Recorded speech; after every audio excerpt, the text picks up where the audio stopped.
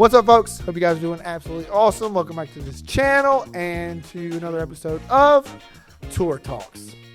I totally missed it, but that's okay. Nobody told me to say that. Nobody told me to say that. So it's totally fun. I can say it. Do you want to take it again? Sure, let's go. Should we take it again? Take two. Take two. Tour Talks. Take two Tour Talks. Take one. No. Tour Talk. Here it is. Oh, here we go. And welcome to another episode of Tour Talks. We got it that time. How did that sound, director? He's saying the word glorious, so I think it worked.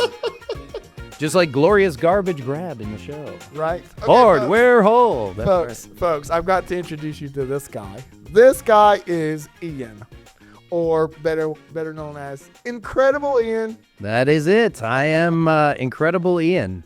So I've got to give you a little story on how he is with us right now, because I've really only known Ian for, how long have we known him? 4 weeks? A month? Yeah. That is it. Yeah, true. He's True. really, really cool. So Thank you. we have had Cool Chris scripted into the play, into the show. Unfortunately, heartache. He was not able to actually perform in the show, so we've had to. We're not going to get into that story because we'd be here for 5 years. It was a whole thing, and he was not able to perform the show, and then So we needed to fill in. We needed to stand in for the stand-in for the stand-in.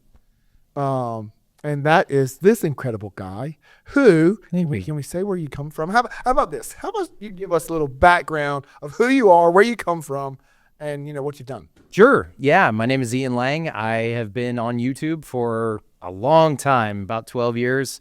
Before that, I was on Vine, doing some comedy stuff. I've been doing comedy, sketches, film and TV, voiceover work for most of my life. Probably most prominently, I was on Ninja Kids TV as both a writer, director, actor. If you've watched Ninja Kids, you've probably seen me as Dr. Disaster, Goldar. I played a crazy looking vampire one time. All kinds of stuff. And now I do my own channel, the Ian Lang channel, and I am honored and blessed and honored to be here with the Handyman Hal Crew. Did I say honored? I hope I did, because I really am honored to be here. Truly, like it's so exciting. I wish that the indefatigable Chris Kirby could be in the show, but I feel lucky and absolutely blessed to be here as well. So we're glad to have you. First off, let's go back. You said you were on Vine. Yes. Let me just say, that's old. Long ago. I feel old. Long ago. Yes, absolutely. It was. I feel old. Hey. Oh yeah, I understand. Trust me. But yeah, it was. And it's an interesting jump, right? A lot of people talk about that, like the 7 seconds, which then ended up being 10 and then 14. And then I think they did longer later, but I wasn't doing it later. And then going to long form content, which now, it's 8, 12. You've done some videos that are 50 minutes to an hour, and crazy stuff. But yeah, it was a crazy journey with Ninja Kids, and now with my own channel, and now we're here with the Handyman Crew, and it's super fun. Thrilled to have you. For one, thank you, man. For one, like, you're doing a really awesome job. Thank you. And if you ever get to see the show, you can see how great he's doing. But second off, you've done this, because this is our first traveling tour on a bus. Yeah. And everything. And we talked to Jason last episode and seen how much he hated the bus drive. But yeah. But so you've done this before, so I have. You can kind of help. You've been helping us out. You've been telling us, when we needed to get paid, and You know, when we need to tell people stop doing stuff. Yeah, You know? yeah. I feel like I've been saying a lot of negative stuff, but there are a lot of positives to tour. So we did a Ninja Kids Live tour, Ninja Kids Live Infinite Possibilities last year. We did about 50 shows. It was 48, I think, technically, spread over 10 weeks. We did do it in 2 legs, so we did 5 weeks and then 5 weeks, and it's tough, man. Living on a bus for that long, it's tough. You sleep on a bus. You do everything on a bus. I think you guys talked about that in your first episode. And, man, you get, bumped around and, bus stops suddenly. You, levitate for a second. I'm telling you, middle of the night, it is hard to sleep. It is tough. It's tough. The nice thing about this, I will say the nice thing about this tour, though, is that we do have several days off and several more than we did on the last tour that I was on. And so it's nice to have those hotel stays, especially because your boy got a little bout of food poisoning the other day. Dude. And let me tell you, yet spare you the details, not pleasant. At all. Yo. So for all those people that love independent Thai food, let me tell you, some tom yum soup was not tom yum in here. It was not tom yum. It was bad. It was bad. But thankfully I'm getting over it. Some Chicago deep dish style pizza cured that. Absolutely cured it for me. And yeah, so now we're all good. Now we're all good and ready. Hot and ready, as it were. What? Just like pizza. Yeah. So before the show, he asked me, Sean, what's the level do you want? 1 to 10. What level are we at right now? Energy level. So Chris said, I don't know what 9. Chris said a 9. I'm at my normal podcast level. This is like a 5. Love this for me. This is probably my 5. I love it. Energy.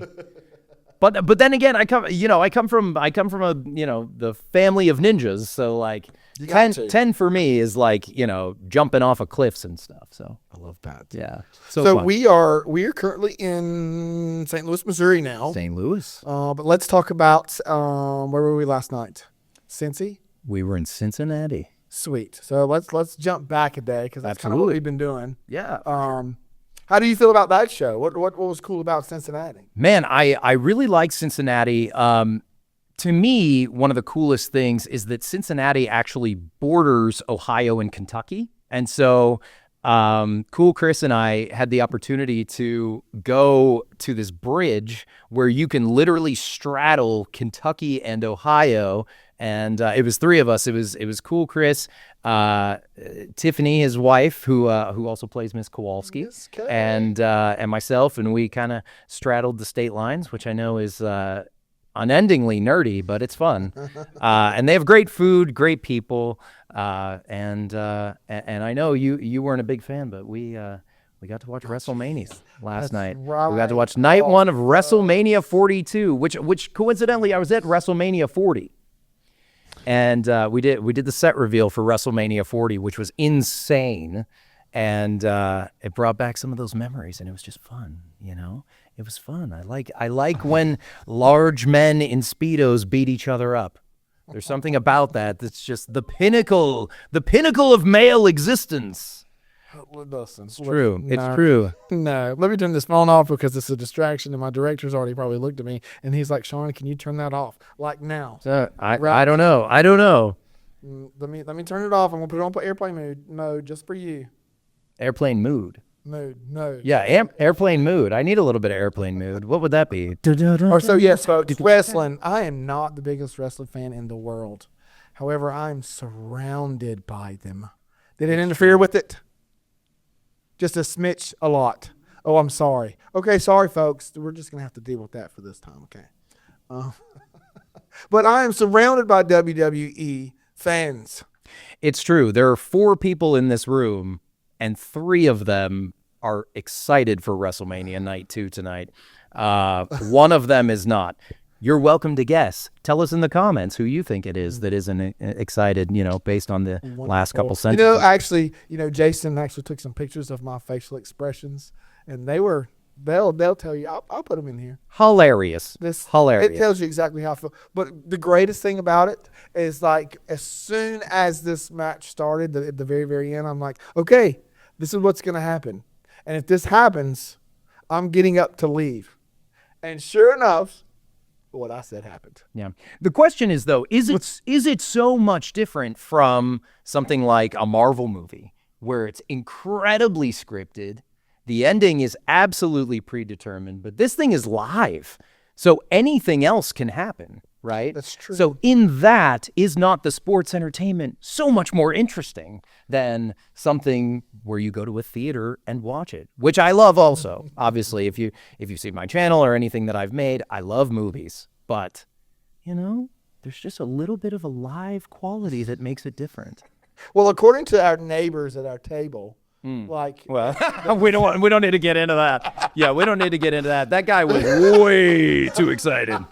That's what literally was telling us that that wrestling is just as serious and dangerous as any combat sport. I'm like, or contact sport. I'm like, is that the case? Isn't that true? To a certain extent, I think it's true, but it's not nearly as true as I mean. You get hit, in the face in WWE, you're fine. You get hit in the face by Conor McGregor. Right, you're not UFC reference for anyone who doesn't know. You're That's not fine. No, you're not coming back from that. Not a normal person anyway. I love how this episode has turned into a WWE talk session. Give the people what they want. Don't give Sean what he wants. No, I apparently, will say this tour has brought out some, the crazies in us. What is that supposed to mean? I feel incredibly offended at this moment. Jason says we're pretty normal. I don't know about that. No, but honestly, None of us is normal. Yeah. Hey, I don't know. But honestly, it's every tour is a little bit different. This one's a little bit different than the Ninja Kids tour, but really, I'm loving this. I'm loving them both, and it's super fun. It's really fun to be here and just jump around with the kids. And we just did a great meet and greet, and it's very different, right? It's different audiences. This is much more geared toward like the 2, 3, 4, 5 kind of. Sorry for insulting everyone's intelligence for just counting in a row, but this is geared toward a much younger audience, and it's cute, right? It's the definition of cute when they're like, how, and then they start like waddling toward you. It's great, man. It's great.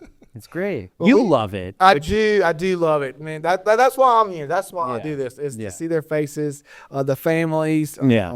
Like I think from the get-go, we in our creative mode, we want to make sure it's something that it's a whole family-friendly thing. Yeah. Families can watch it together, all that great jazz. Of course. Yeah, this tour has been very memorable. Yeah. And will always be memorable. Yeah. So talking about this tour and going on tour, like what would you say your favorite part about being on tour is? Whether with us or Ninja Kids or whatever, just being on tour. What's your favorite part about being on tour? Yeah, I get this question a lot, and the answer that I always give is my absolute favorite thing is people becoming people and not numbers. Because when you work on YouTube and you do videos and you make things and whatever, because I've made videos that have hundreds of millions of views, those are numbers. In your analytics, you look at it, you see, oh, well, the click-through rate is this and this is this. It's just like 1 million views doesn't translate to 1 million people in your mind. And when that starts to become real, you see happy kids' faces and appreciative parents sometimes, and people that just like think that your content has made such a difference in their lives. And that's inspiring. It is. It keeps you going. To me, that's why we do this, impacting the next generation and moving forward with these lessons that are, they seem basic, but they're so important, especially in whatever this society is right now. Right. We live in a society, but people need those lessons now more than ever, potentially. That's right. And it's just for me. It shows me why I do this. It's the heart behind it. Those faces, those smiles. That's what's meaningful, and that's why the content means something. Dude.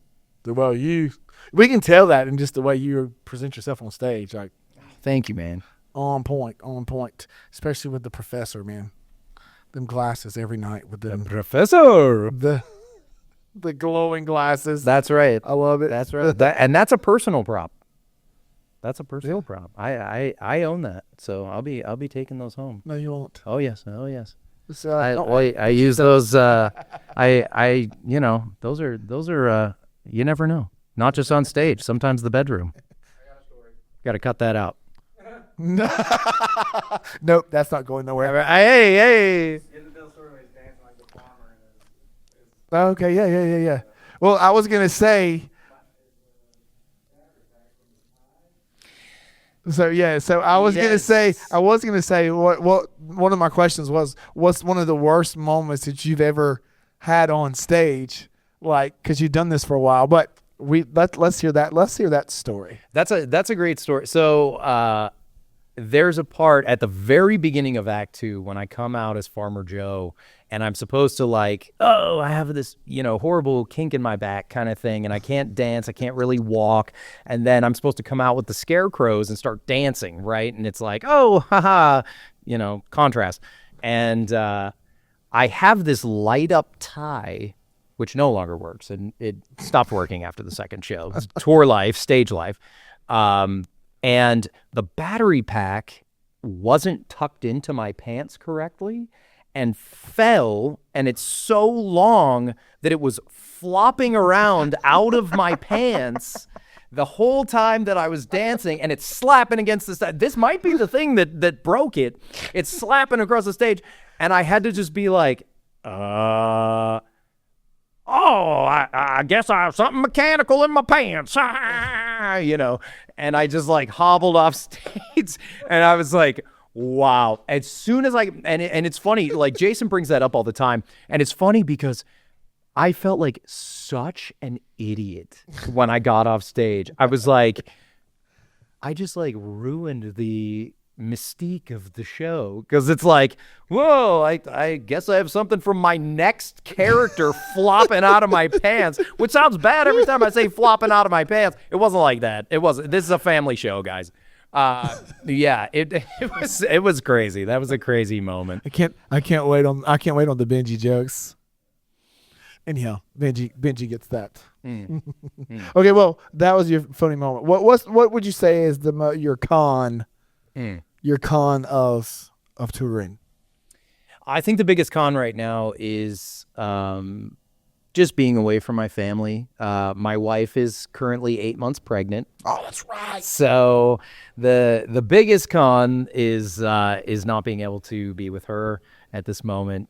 She's very pregnant, so she's struggling, and we already have 3 boys, so it's it's a challenge. And but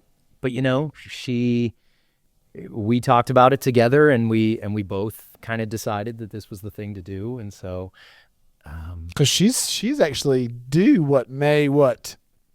she's due May the 3rd, 4th. She's and that's the end of our tour. She technically is due right at, it's a couple weeks after, but it's called dedication. But if she goes early, then it could be right after the first show. We don't know, or the last show, not the first show. Okay. Oh man, baby's already there. Sitting here doing a podcast. Oh my gosh. Okay, so you've done. Let's see. This will be our 6th show. Yes. All right, and we've done some rehearsing in a couple of different places. Mm-hmm. Out of the whole entire show, what is your most favorite part of this entire show?